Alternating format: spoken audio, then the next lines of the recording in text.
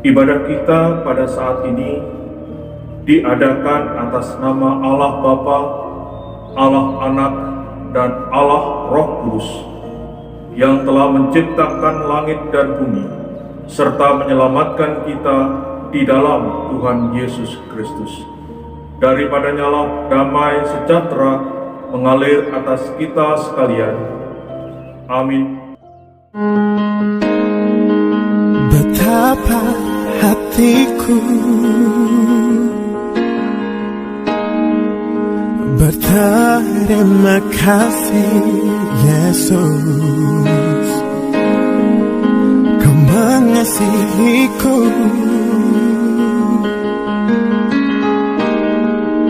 Kau memilikiku.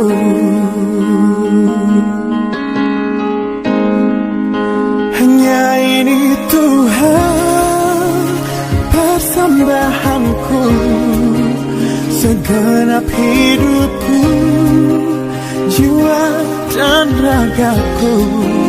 Sebab tak ku miliki harta kekayaan yang cukup berarti untuk ku persembahkan.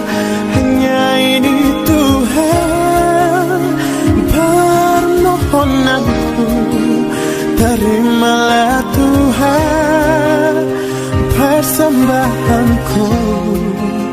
Pakailah hidupku sebagai alatmu seumur hidupku.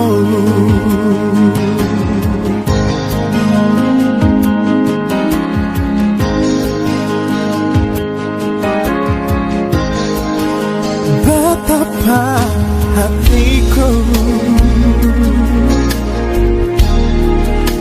berterima kasih, Yesus, Kau mengasihiku, Kau memilikiku. Hanya ini Tuhan persembahanku, segenap hidupku, jiwa dan ragaku. Sebab tak ku miliki harta kekayaan yang cukup berarti untuk ku persembahkan. Hanya ini Tuhan permohonanku, terimalah Tuhan persembahanku. Pakailah hidupku sebagai alatmu seumur hidupku.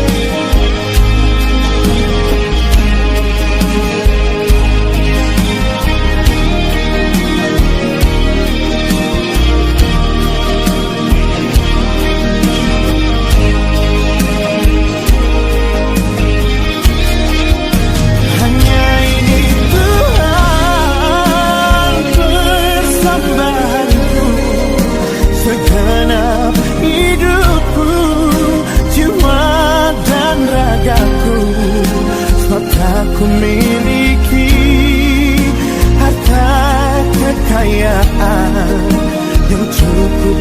arti untuk ku persembahkan.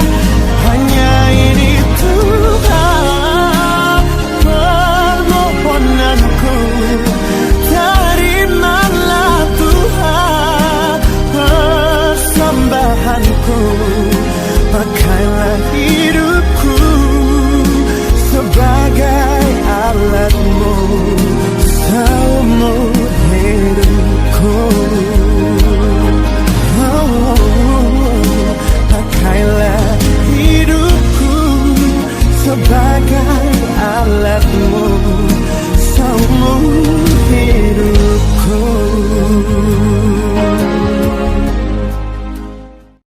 Mari kita bersama-sama merenungkan firman Tuhan. Namun sebelumnya mari kita berdoa untuk kebenaran firman Tuhan yang kita akan dengar bersama. Mari kita berdoa. Tuhan, kami sungguh bersyukur pada saat ini Tuhan telah peliharakan kami setengah tahun. Di tahun 2021 telah kami lewati dengan begitu banyaknya tantangan-tantangan yang mustahil bagi kami untuk dapat melewatinya, tetapi bersama dengan Tuhan hingga saat ini kami boleh merasakan pemeliharaan Tuhan yang sungguh luar biasa. Terima kasih Bapa, kami akan merenungkan firman Tuhan. Berkati kami sehingga kebenaran firman Tuhan memberikan kekuatan kepada kami untuk terus menjalani kehidupan dengan terus bersandar kepada Tuhan, dengan terus setia beribadah kepada Tuhan, setia untuk melayani Tuhan. Dalam nama Tuhan kami Yesus Kristus kami sudah berdoa dan bersyukur. Haleluya, amin. Pada saat ini kita akan membaca firman Tuhan di dalam Imamat pasalnya yang pertama ayat yang keempat. Demikian bunyi firman Tuhan. Lalu ia harus meletakkan tangannya ke atas kepala korban bakaran itu, sehingga baginya persembahan itu diperkenan untuk mengadakan pendamaian baginya. Tidak dapat disangkali bahwa setiap agama pasti memiliki konsep tentang korban persembahan, walaupun memaknainya berbeda-beda. Pada intinya, korban persembahan dipahami sebagai persembahan kepada yang ilahi, atau sebagai sesaji atau santapan untuk para dewa atau para arwah leluhur. Sistem korban ini secara tidak langsung mengungkapkan akan adanya sesuatu yang lebih besar dari manusia, karena korban itu dipersembahkan kepada sesuatu atau seseorang yang dianggap lebih besar dari manusia. Dan manusia yang menyadari akan kesalahan-kesalahannya memberikan korban kepada sesuatu yang lebih besar tersebut, sehingga akibat dari kesalahan-kesalahan mereka tidak lagi ditimpakan kepada manusia yang melakukan kesalahan. Mari kita belajar tentang konsep korban orang-orang non-Israel dan orang-orang Israel yang pada hakikatnya sangat berbeda. Konsep orang-orang non-Israel tentang korban tidak lepas dari anggapan antropomorf tentang dewa. Maksudnya, antara manusia dan dewa itu terdapat ikatan kekeluargaan dan persamaan, sehingga para dewa menyerupai manusia.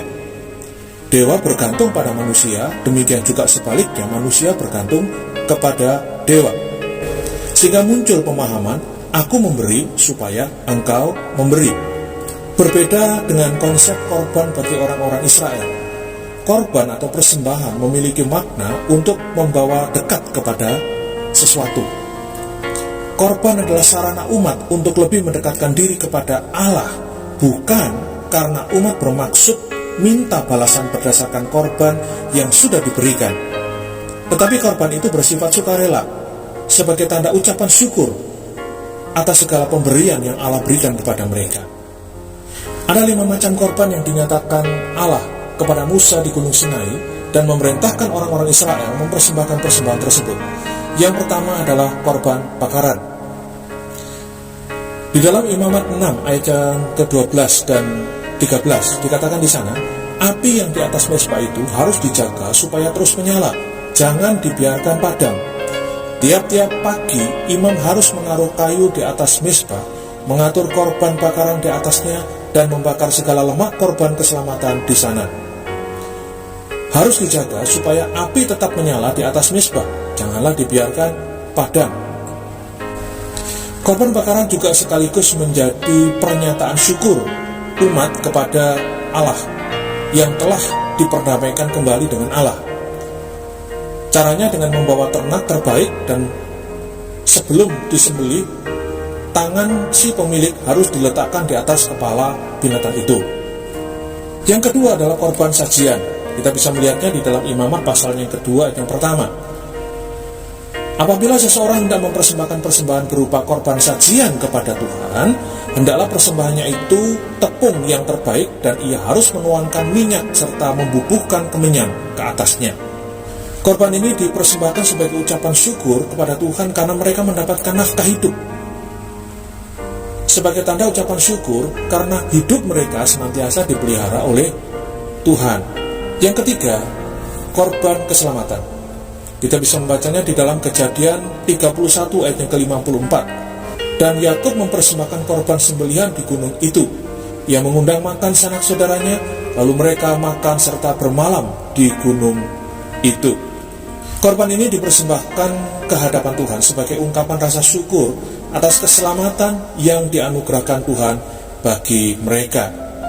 Yang keempat, korban penghapus dosa. Kita melihatnya di dalam Imamat pasal yang keempat, yang pertama sampai yang keempat. Dikatakan di sana, Tuhan berfirman kepada Musa, katakanlah kepada orang Israel, apabila seseorang tidak dengan sengaja berbuat dosa dalam sesuatu hal yang dilarang Tuhan, dan ia memang melakukan salah satu daripadanya, maka jikalau yang berbuat dosa itu imam yang diurapi, sehingga bangsanya turut bersalah, haruslah ia mempersembahkan kepada Tuhan karena dosa yang telah diperbuatnya itu seekor lembu jantan muda yang tidak bercela sebagai korban penghapus dosa. Ia harus membawa lembu itu ke pintu kemah pertemuan ke hadapan Tuhan. Lalu ia harus meletakkan tangannya ke atas kepala lembu itu dan menyembelih lembu itu di hadapan Tuhan. Korban ini menyatakan akan kesadaran manusia termasuk para imam akan dosa. Lalu ada kesediaan untuk bertobat di hadapan Tuhan. Yang kelima adalah korban penebus salah. Kita bisa melihatnya di dalam Imamat pasal yang keempat ayat 13 hingga 14. Jikalau yang berbuat dosa dengan tak sengaja itu segenap umat Israel dan jemaah tidak menyadarinya sehingga mereka melakukan salah satu hal yang dilarang Tuhan dan mereka bersalah, maka apabila dosa yang diperbuat mereka itu ketahuan, haruslah jemaah itu mempersembahkan seekor lembu jantan yang muda sebagai korban penghapus dosa. Lembu itu harus dibawa mereka ke depan kemah pertemuan. Korban ini dilakukan setelah seseorang melakukan perbuatan dosa yang tidak disengaja. Misalnya, secara tidak sengaja menabrak binatang piaraan orang lain hingga mati. Alkitab mengajarkan bahwa si pelaku harus mengganti kerugian lalu mempersembahkan korban di bait Allah. Melalui 5 korban tersebut, kita dapat memahami 3 hal penting dalam memberi persembahan. Yang pertama, persembahan itu merupakan gambaran keseriusan dan ketergantungan kita kepada Tuhan. Yang kedua, persembahan itu menjadi media untuk mengingatkan bahwa kita sangat membutuhkan Tuhan di tengah rusaknya dunia ini. Kita membutuhkan kebijaksanaan, anugerah, belas kasihan, dan berkat dari Tuhan. Yang ketiga, persembahan itu sebuah korban yang begitu berharga. Karena itulah Allah memerintahkan supaya kita mempersembahkan persembahan yang terbaik. Kelima macam korban tersebut mempunyai tujuan yang berbeda, tetapi pada intinya sama, yaitu sebagai pendamaian dan ucapan syukur. Jika kita perhatikan mengapa dalam kitab Imamat sangat ditekankan persembahan korban, karena ingin menjelaskan betapa pentingnya korban itu. Ketika Adam dan Hawa berdosa, Allah mengorbankan binatang untuk menyediakan pakaian bagi mereka. Kejadian pasal 3 ayat ke-21. Setelah banjir surut, Nuh mempersembahkan binatang kepada Allah sebagai korban. Persembahan Nuh ini merupakan persembahan yang berbau harum, yang menyenangkan Tuhan. Kita bisa melihatnya di dalam Kejadian pasal 8 ayat 20 dan 21. Allah memerintahkan Abraham untuk mempersembahkan Ishak anaknya. Abraham taat kepada Allah, namun ketika Abraham siap mempersembahkan Ishak, Allah campur tangan dan menyediakan seekor domba jantan untuk mati menggantikan Ishak. Kejadian 22 ayat 10-13. Ini menunjukkan kebesaran iman Abraham. Ia bersedia untuk mematuhi Allah dengan mengorbankan anaknya. Ia juga mengungkapkan kebesaran iman Ishak. Ia rela mengikuti kata-kata ayahnya dan percaya bahwa Tuhan akan memberikan anak domba. Bagaimana dengan kita? Persembahkanlah tubuhmu sebagai persembahan yang hidup, yang kudus, dan yang berkenan kepada Allah. Itulah ibadahmu yang sejati. Itulah yang tercatat di dalam Roma 12 ayat yang pertama. Biarlah ini menjadi pengingat bagi kita, supaya kita mempersembahkan hidup kita yang kudus di hadapan Tuhan. Tuhan Yesus memberkati kita semua. Amin. Kebenaran firman Tuhan pada saat ini mengajarkan kepada kami bagaimana kami harus mempersembahkan korban ataupun persembahan untuk apapun yang kami persembahkan kepada Tuhan dengan cara yang benar, dengan hati yang sungguh-sungguh memuliakan nama Tuhan, dengan hati yang bersyukur kepada Tuhan.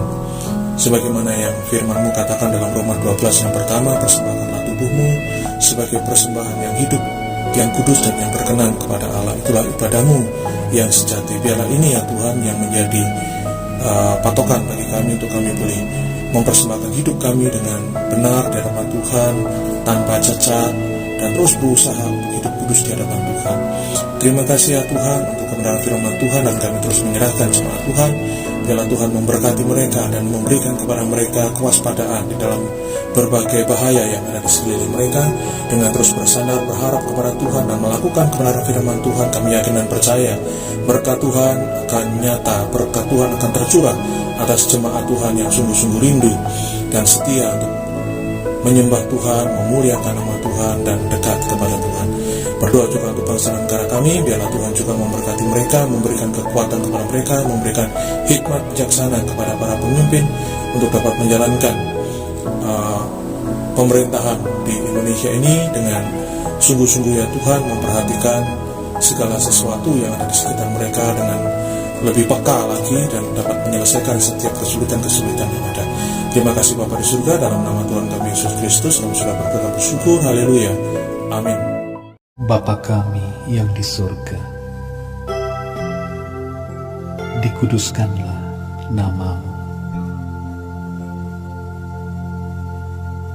Datanglah kerajaan-Mu. Jadilah kehendak-Mu di bumi seperti di sorga. Berikanlah kami pada hari ini makanan kami yang secukupnya, dan ampunilah kami akan kesalahan kami, seperti kami juga mengampuni orang yang bersalah kepada kami. Dan janganlah membawa kami ke dalam pencobaan,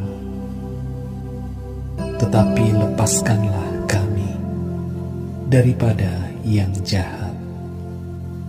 Karena Engkaulah yang empunya kerajaan dan kuasa dan kemuliaan sampai selama-lamanya.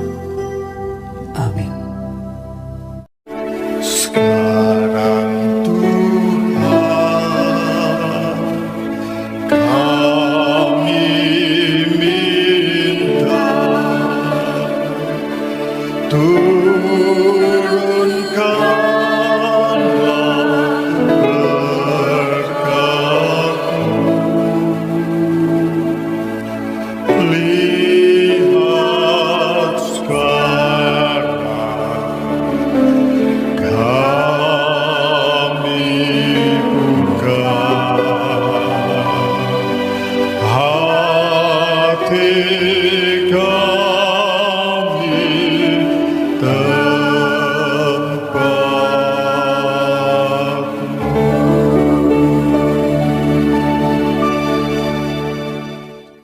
Saudara-saudaraku yang kekasih di dalam Tuhan, yang telah mengikuti ibadah ini, terimalah segala berkat, anugerah, kasih sayang, berkat kemurahan, kekuatan, kesehatan, kelimpahan dari Bapa yang di surga, kasih sayang Tuhan Yesus Kristus, serta persekutuan Roh Kudus, menyertai dan tinggal dalam kehidupan kita, rumah tangga kita, dalam aktivitas kita, dalam pelayanan kita, dalam segala apapun yang kita kerjakan, apapun yang kita buat, bersama dengan Tuhan Yesus Kristus, akan dibuatnya berhasil.